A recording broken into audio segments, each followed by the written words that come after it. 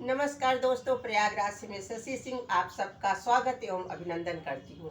आज जिन लोगों का भी शादी का सालगिरह है, जन्मदिन है, उन लोगों को ढेर सारी शुभकामनाएं। आप लोग हमेशा स्वस्थ एवं सुखी रहें, मेरी यही शुभकामनाएं हैं। आज हम आपको एक छोटी सी बात बताने जा रहे हैं। आप सबको मालूम है कि डर हम सबको लगता है, कोई भी हो, किसी भी बात का हो, डर बहुत लगता है। एक कहानी है कृष्ण और बलराम की। एक बार कृष्ण और बलराम सफर में कहीं जा रहे थे।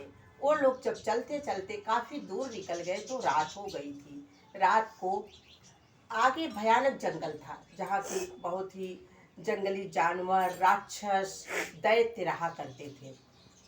कृष्ण जी और बलराम जी ने कहा कि अब आगे जाना मुश्किल है, हम लोग यहीं आराम कर लेते हैं, सुबह यहाँ से चलेंगे।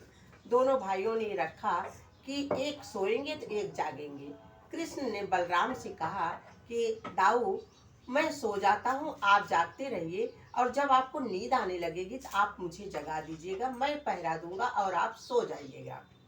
कृष्ण जी सो गए, उनको नींद आ गई, गहरी नींद में सो गए। वो तो लीलाधारी थे ही।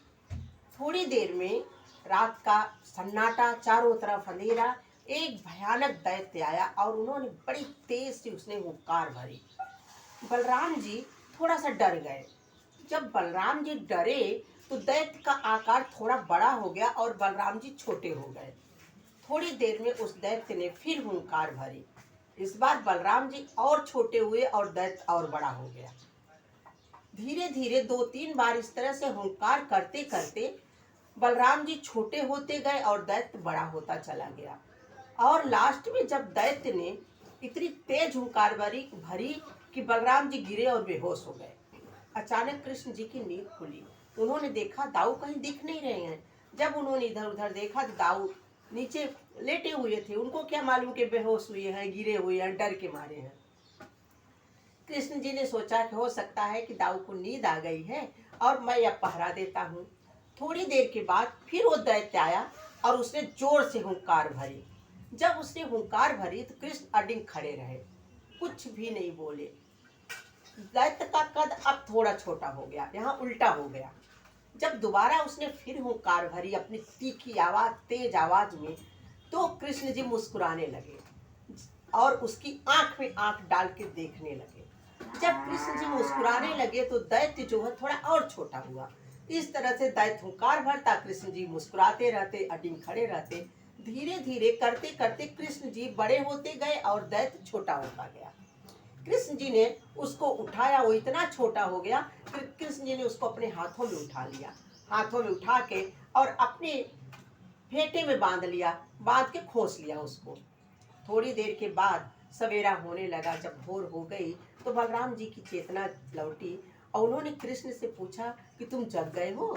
कृष्ण जी ने कहा कि हाँ, चलो दाऊ, अब हम लोग प्रस्थान करते हैं, अब उजाला हो गया है, कोई डर नहीं है। बलराम जी ने बताया कि क्या तुम्हें पता है कि आज एक भयानक दैत्य आया था और वो बहुत डरावना था, वो मुझे बार बार डरा रहा था। कृष्ण जी मुस्कुराए और बोले, हाँ दाऊ, शायद उन्होंने अपनी धोती से खोला अपनी पोटली और उसको दिखाया कि शायद आप इसी दैत्य की बात कर रहे हैं। अब तो बलराम जी आश्चर्यचकित, कान्हा तुमने कैसे कर लिया? कृष्ण जी बोले, बहुत बड़ी बात उन्होंने बोली, आप लोग ध्यान दीजिएगा। उन्होंने कहा जितना हम डर से दूर भागते हैं, जितना हम डरते हैं, उतना वो हमें बड़ा होता जाता है, वो एक दैत्याकार हो जाता है, और जितना हम उसका सामना करते रहते, वो अपने आप छोटा हो जाता है। इस कहानी का मतलब ये है कि हमारे और आपके जीवन में समस्याएं बहुत बड़ी बड़ी नहीं रहती हैं, वो छोटी सी होती है। हम और आप उसको हुंकार भरने के लिए प्रेरित करते हैं, वो बड़ी होती जाती है और हम छोटे होते जाते हैं। इसलिए समस्या हर के जीवन में आती है। अगर समस्या आए तो उसका डट कर सामना करिए, न कि उसको बड़ा होने का मौका दीजिए।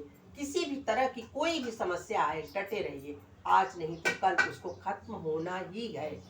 आप लोगों को ये कहानी कैसी लगी? अगर अच्छी लगी हो तो इसको लाइक, सब्सक्राइब और कमेंट जरूर करिएगा और बताइएगा कि आप कहाँ, किस शहर से हैं। नमस्कार, आपका दिन शुभ हो।